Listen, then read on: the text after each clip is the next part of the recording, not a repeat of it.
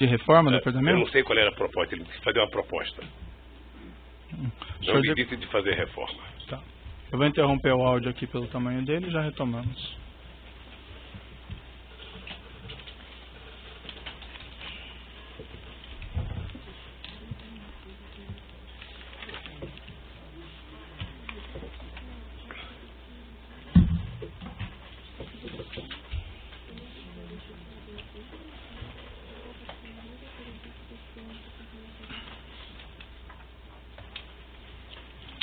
Então, nessa ação penal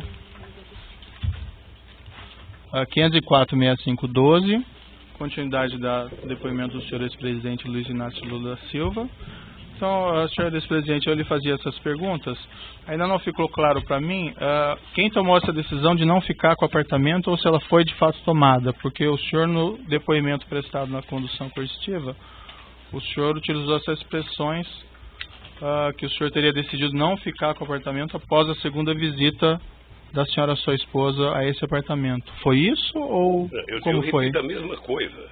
Uhum. Eu apenas não tenho clareza se a dona Marisa não me disse no mesmo dia que ela foi lá que eu não ia ficar com o apartamento. Eu tinha mostrado para ela que era inadequado o apartamento. Ela foi lá, acho que ela queria ver se podia ficar para vender, porque o apartamento, na verdade, é o seguinte: o apartamento nunca foi me oferecido antes da data que eu fui lá ver. E quando eu fui ver, eu não gostei.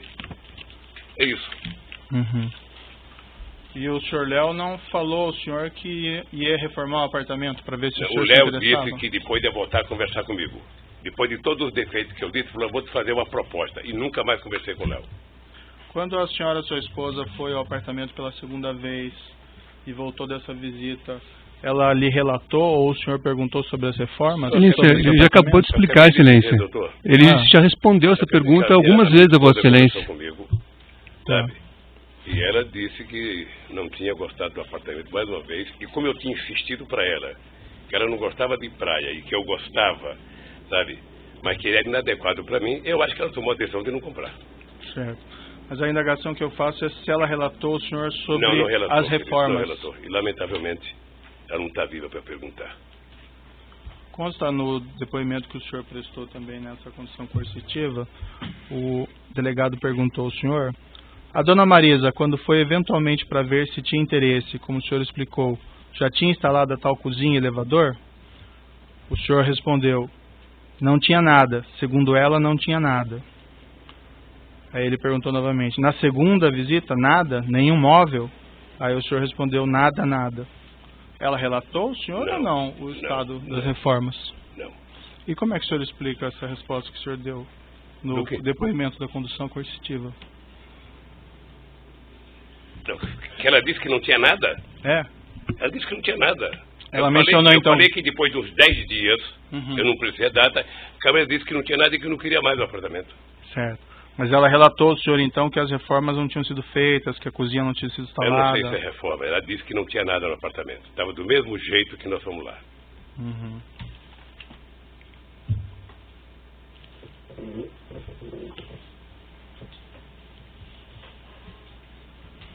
O senhor, presidente, sabe dizer se a falta de realização dessas reformas,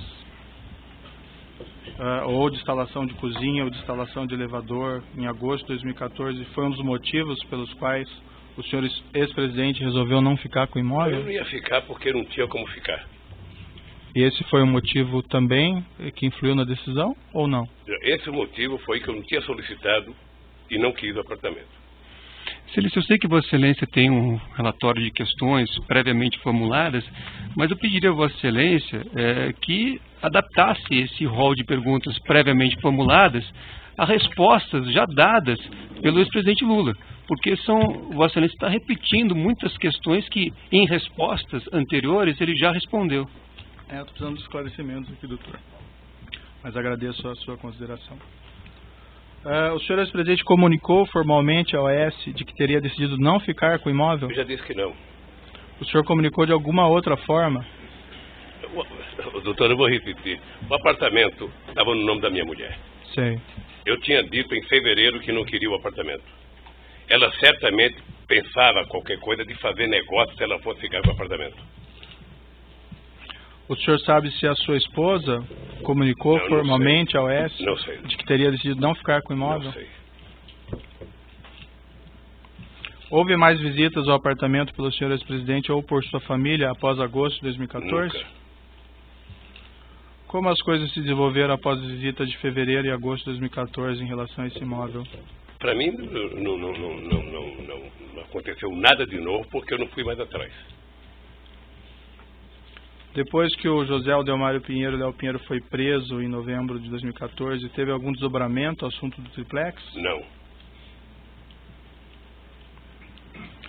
Em algum momento nas conversas do senhor ex-presidente com o senhor Léo Pinheiro ou com outros representantes da OAS, houve alguma discussão a respeito do pagamento da diferença entre o preço da unidade simples, cuja cota havia sido adquirida, e o preço da unidade triplex? Houve na reunião de 2013 que o Léo Pinheiro foi no Instituto conversar comigo. Estava junto comigo o companheiro Paulo Camoto, e o Léo começou a mostrar a ideia do apartamento. O Paulo Camoto perguntou: Léo, quanto que é o metro quadrado do apartamento? Eu não sei. Ele falou 6 ou 7 mil reais, 8, 6 ou 7, sei lá. Sei que o Paulo Camoto falou: então você sabe que vender um apartamento tem que ser vendido por preço de mercado. Eu sou contra o Lula comprar, mas ele comprar preço de mercado. Foi a única vez que discutiu dinheiro. Foi nessa reunião em 2013, então, pela primeira vez que falou em triplex? Foi a primeira vez. Antes não? Não. O senhor se recorda se na ocasião foi mencionada essa diferença de preço, os valores? Foi mencionado pelo Paulo Camoto. Uhum. Mas o valor exato que seria da diferença de preço? Não. Em algum momento nas conversas do senhor ex-presidente com Léo Pinheiro ou com outros representantes da OAS, houve alguma discussão a respeito do custo das reformas da unidade triplex, do preço a ser pago? Não, nunca. Até porque não me falaram de reforma. O Ministério Público afirma que os custos da reforma foram de cerca de 1.277.000. Teria envolvido instalação de elevador privativo, cozinhas, armários, readequação de dormitórios. Não houve, pelo senhor ex-presidente, nenhuma discussão mínima sobre isso? Nenhuma discussão.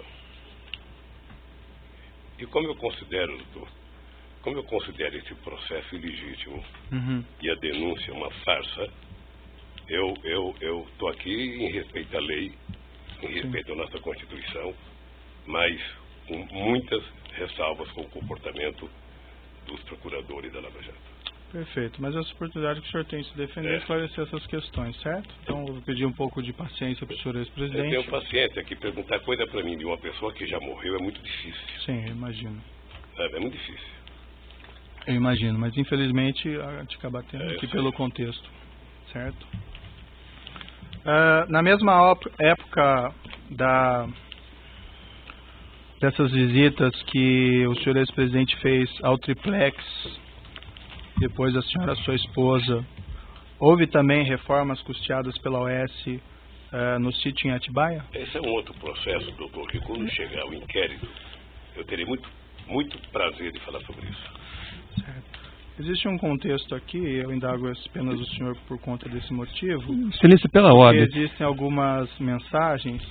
Pela ordem, mais uma vez, como foi dito no início pela defesa técnica, e baseado, repito, em decisões que Vossa Excelência proferiu nesses autos. Então, quando Vossa Excelência negou provas da defesa, Vossa Excelência foi muito claro ao afirmar que esta acusação diz respeito a 3 contratos firmados entre a OAS e a Petrobras e um apartamento no Guarujá. Então, eu pediria a Vossa Excelência que isso que já foi decidido também fosse observado neste ato, porque o ex-presidente está aqui para se fazer a sua autodefesa em relação a essas acusações. Se há outros procedimentos investigatórios que foram abertos em relação a outros temas, nós não podemos tratar aqui desses outros temas.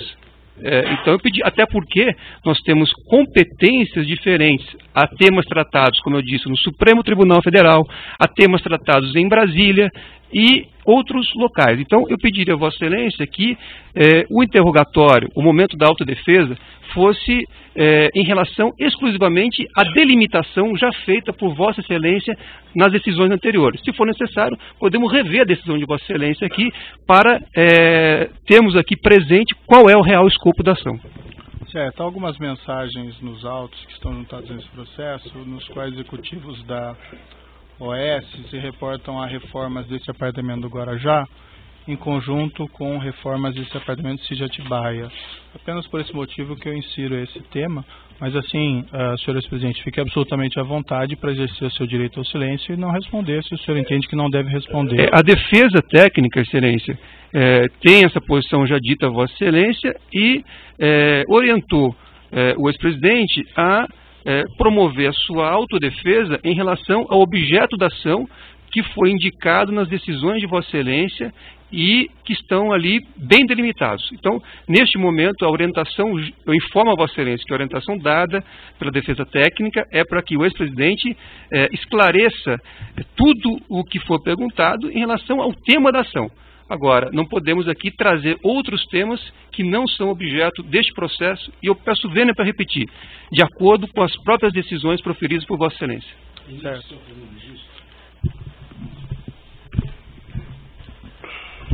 Excelência, mais uma vez, a defesa de Paulo Okamoto quer registrar que até hoje não teve acesso à integralidade das mensagens que Vossa Excelência e o Ministério Público têm utilizado.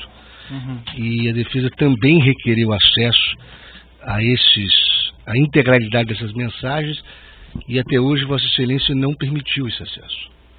Excelência, o Ministério Público gostaria de acrescentar aqui que existem diversas evidências juntadas aos autos, diversos documentos que foram juntados aos autos que demonstram que as benfeitorias realizadas no sítio e do triplex estão relacionadas. Então, o Ministério Público entende que o esclarecimento dessas mensagens constantes na própria denúncia, no teor da denúncia, são importantes para demonstrar o contexto e o relacionamento entre os denunciados. Excelência. Estou fazendo uma parte, doutor, pela ordem, doutor, o senhor fez o seu à parte, eu estou fazendo a parte em nome do Ministério Público, representando aqui uma acusação. O senhor teve acesso a todas as mensagens que foram juntadas à denúncia desde o evento 1, doutor. Jamais a defesa teve acesso aos telefones e a possibilidade de acesso à integralidade dessas mensagens. Nós tivemos acesso ao que o Ministério Público juntou. Isso é muito diferente. Excelência, o interrogando se reserva o direito de esclarecer todos os aspectos relativos ao outro imóvel, qual seja o sítio, no processo que trata especificamente deste assunto. Ele se reserva esse direito, ponto. Perfeito. Bem, como eu adiantei, as questões foram postas, e assim, senhor ex-presidente, eu, para ser muito franco, eu só faço essas indagações porque elas estão em conjuntos aqui de mensagens dos executivos da OS. Mas o senhor fique absolutamente à vontade para exercer o seu direito ao silêncio e não responder. Eu compreendo muito bem. Doutor, eu já estou respeitando a orientação da defesa, eu já ouvi o doutor e a questão está posta dessa maneira, certo? Então, não mais interferência, doutor. Mas Vossa Excelência tem que me dar o direito da palavra. Eu acho que a defesa... Doutor, nós estamos a ouvir o acusado, mas não o defensor. É que Vossa Excelência fez novas considerações, agora disse direito ao silêncio. Não se trata disso. O que nós estamos pedindo a Vossa Excelência é que as perguntas formuladas fiquem circunscritas ao objeto da ação. Eu repito, se nós pudermos aqui reler a decisão de Vossa Excelência, quando Vossa Excelência delimitou o objeto da ação, Vossa Excelência não fala de sítio. Então vamos reler se for o caso. Certo, então vamos seguir aqui. Na mesma época, senhor ex-presidente, em que foi reformado esse triplex, consta na acusação e mensagens no texto que foram também realizadas reformas pela OS no sítio em Atibaia. O senhor confirma que houve essas reformas? Doutor, deixa eu dizer uma coisa. Se tem alguém que quer a verdade sobre mim, sou eu mesmo. Perfeito. Então, quando chegar o processo do sítio de Atibaia, eu terei o imenso prazer de estar aqui respondendo a verdade absoluta sobre aquilo. Eu agora acho que é importante resolver o problema do triplex, porque o Ministério Público fez uma acusação, eu diria, baseado em denúncias de imprensa. Porque, na verdade, todo esse processo é subordinado à época, ao Globo, à Veja, à Globo, ou seja, na verdade, o Ministério Público está prestando contas a esses órgãos de imprensa, e eu quero falar